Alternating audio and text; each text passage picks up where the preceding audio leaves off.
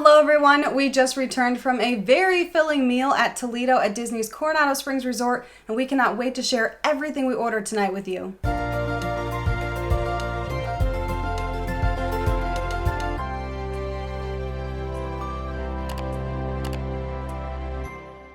When we got to Coronado Springs, we headed over to Gran Destino Tower. Absolutely beautiful lobby they have there. Walked in through the lobby over to the bank of elevators where we hit the button for the 16th floor, the very top floor of the tower here for Toledo. The restaurant itself is absolutely gorgeous. We love the view from up here. You can see Hollywood Studios. You can kind of see Swan and Dolphin, a little bit of Epcot as well, but on a clear day, gorgeous views, and you can even see some fireworks at night from Hollywood Studios. But the restaurant itself is also really pretty with the stained glass window imitations on the ceiling, beautiful changing colors throughout the evening as it kind of shifts around the different colors.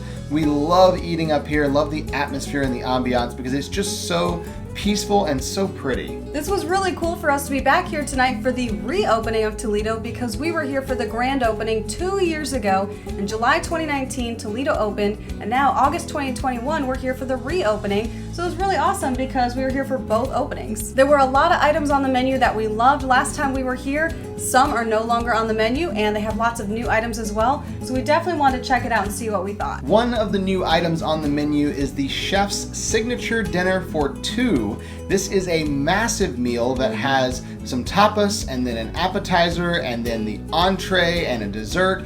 Definitely enough for two people to share, and it's kind of the favorites from the menu for several of the items, and some of the new items worked in there as well. We thought that sounded like a really good thing for us to try because there are two of us, we could eat it, we could share everything.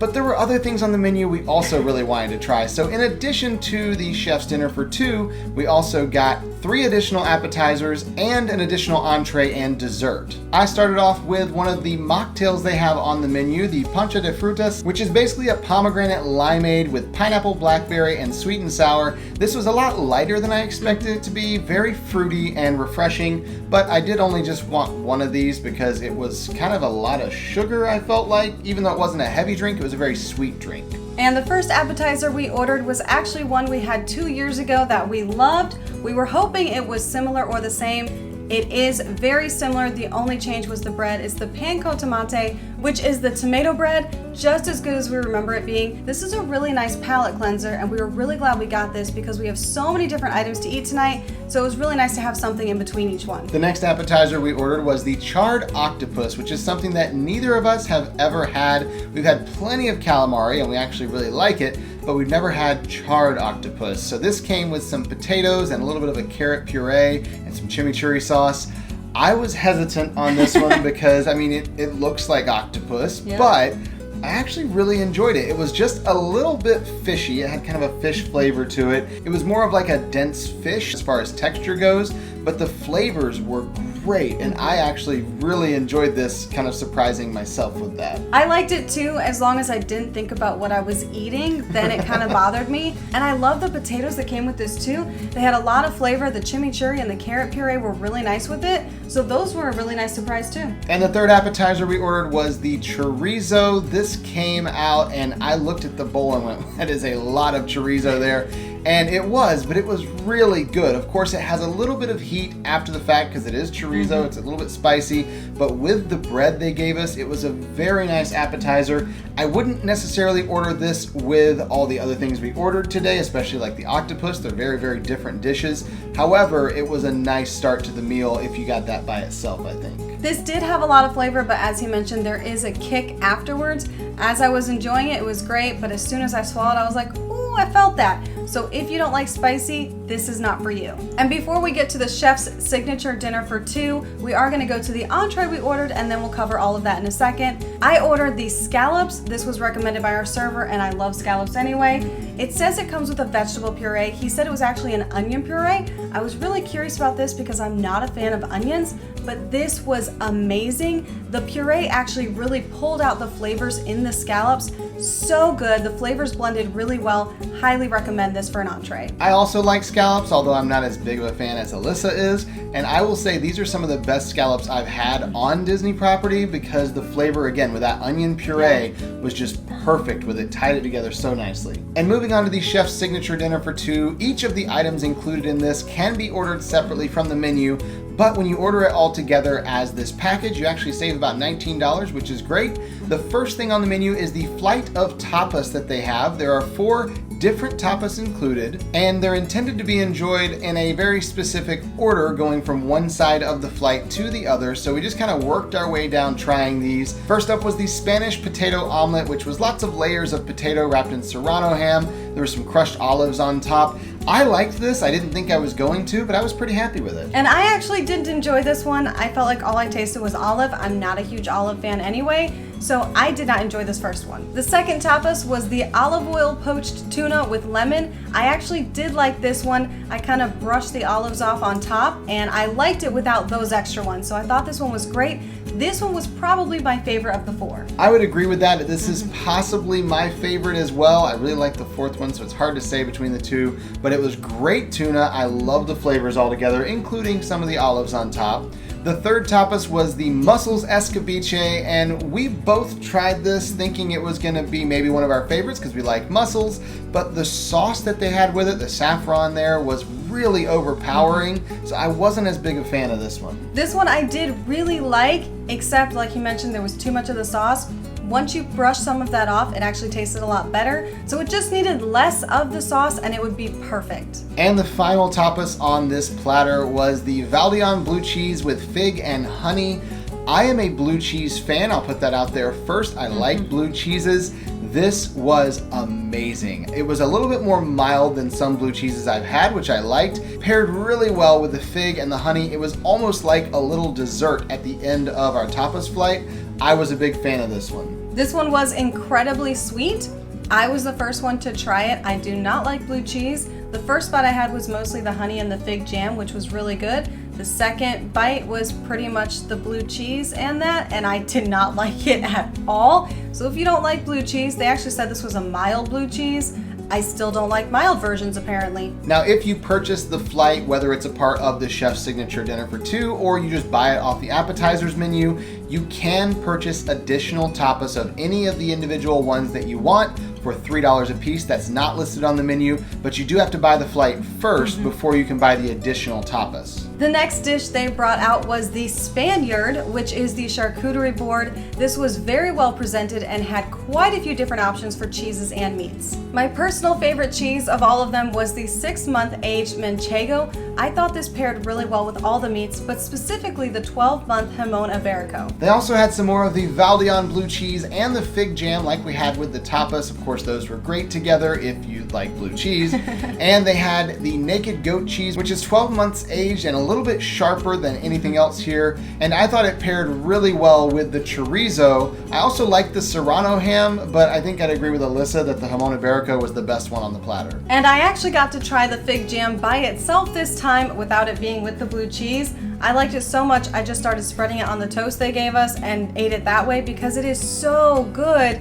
And I really liked it, just not with the blue cheese. Now that we were done with all of the appetizers, it was time for our main entree, and that is the bone-in ribeye, again, meant for 2 people, so it was 28 ounces. This thing was absolutely huge, and it came with a couple sides as well. This steak, of course, is a ribeye, so it's got a little more marbling on it, a little more fat around the edges, but the flavors in this were so good. It was charred perfectly on the outside and it cooked medium rare the way we like it. I was so impressed with this. I am not a ribeye fan most of the time. I usually lean more towards a New York strip or even a filet, but this was an amazing ribeye. I also loved this ribeye, but I especially loved the presentation. We were each given steak knives at the table, and then they bring out this ribeye with a steak knife in it for no reason whatsoever except for the presentation. And I love that so much because you know the chef just had to look at that and say,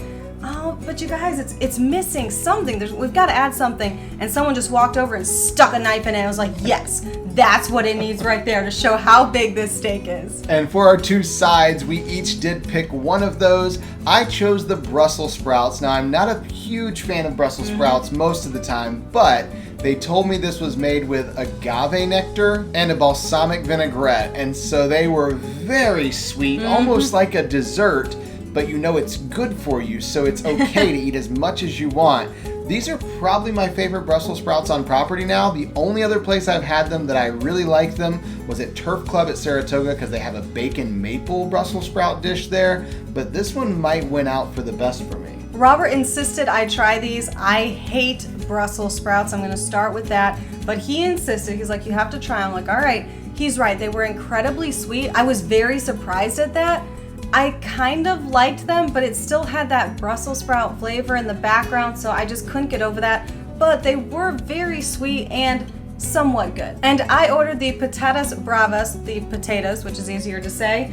And these were not what I was expecting. They had a red sauce on them that was really overpowering, and there was just something in it I wasn't a fan of. So surprisingly, I actually didn't like these. I thought they were pretty good, but I also liked the sauce, so maybe that's why I liked them. Either way, I was pretty full by this point, so I wasn't going to fill up on potatoes anyway. We had a 28-ounce steak we had to eat here. And yes, we did bring home lots of leftovers from this meal. There was no way we were going to eat all of that. Honestly, I don't know if we could have eaten the meal for 2 if that was all we ordered, and we definitely couldn't with all the extra food. And dinner is not over yet. Also included with the chef's signature dinner for 2 is a dessert, and it is the Toledo Tapas bar, which was a dessert they had 2 years ago, and we loved it then. We were really hoping we would love it as much this time, and we did. This is basically a chocolate bar with 5 different tapas on top, which allows you to have a different flavor in every bite, which is a lot of fun because you kind of get to learn which ones you like, which ones you don't. This dessert, however, does have food coloring and 2 of the little toppings on top, so they split it up for us and gave us 2 little bars. That way I could still try it and not miss out. I got the bar that had raspberry, lemon, and espresso flavors on top, and Alyssa's had a vanilla cheesecake, chocolate, and also espresso on top, which surprisingly, the espresso didn't taste a lot like coffee. No, it had it a didn't. very slight espresso taste, but you almost didn't recognize that it was coffee. I think that one was my favorite. I did enjoy the raspberry as well, but I think the espresso was my favorite of all of them. That one was really good. It was definitely up there. I also loved the chocolate, so that would be a tough choice for me, but I don't like coffee, and I thought the espresso one was great. And because it's dessert and we can never have too much dessert, we did order a second dessert not included with our chef's signature dinner, and that was the cafe con leche, which Alyssa has affectionately dubbed the Loki dessert. As soon as I saw this pass our table and go to another table, I knew we had to have one because Loki is on our mind. Of course, we just finished the show not that long ago, and it just looks like Loki. I know that's not what it's supposed to be, but it kind of looked like they modeled it after him, and we're pretty sure that there's a variant in the back who's the chef undercover. I liked this dessert last time we were here, and it's basically exactly the same now, slightly different as far as like the sizing and presentation, but all the same flavors. There's a homemade cream there on the bottom, followed by a profiterole that's filled with a coffee mousse. Really good. And on top there's a little chocolate dome of mousse there as well, in addition to the little Loki horns they have sticking up. I love this. It's almost like ending your meal with a chocolate dessert and cup of coffee, but kind of all in one. And the first bite I had was the mousse on top. It was very good. There's some little raspberries. I had it with that. And then I took a big bite of the coffee mousse and realized that this is not like the little espresso we had. This tastes like a cup of coffee, and I did not like it at all. Which was so sad because that means I had to eat the entire thing by myself. It was just heartbroken over that. But sorry. I found a way to get through. Overall, our meal tonight was so good. Unbelievably filling, but probably because we ordered way more food than 2 people ever should. I was really happy, especially with that steak. I was hesitant to order the ribeye because they do have a filet on the menu as well as a hanger steak, which I know is really good from having it before. And I bypassed those to get the ribeye, and I was so happy that I did. If we decided to go back, we would definitely do the dinner for 2. We really enjoyed that. It gives you so much food, and like he mentioned before, you do save some money with it as well. DVC and annual pass holder discounts do apply here, so of course we use that tonight to save some money as well. We really enjoyed the meal here. We really enjoyed the ambiance. The views are amazing, especially when it gets darker up here. The lights shine even brighter, and with the ceiling changing colors, it was just a really nice ambiance, a very relaxing feel. It almost feels like a signature restaurant, even though it's not a signature restaurant, which is great because the pricing isn't as high as the signature restaurants, but it feels like that when you're in there. The only downside I would say to it is that you have to go all the way over to Coronado Springs, which depending on where you are can be a little bit out of the way. The biggest inconvenience I think is the fact that there's no Skyliner, no boat, no anything else. You have to take a bus or drive over there. So it's a little bit more difficult to get to, especially if you're on property without a car. But overall, it's worth the trip. Head over to Coronado Springs, check out Toledo. Let us know in the comments what you thought. We are very happy that they're reopened. This is one of our favorite date night restaurants, and we're glad to see them back open again. We hope this review was helpful to you, and until next time, We're here with the ears.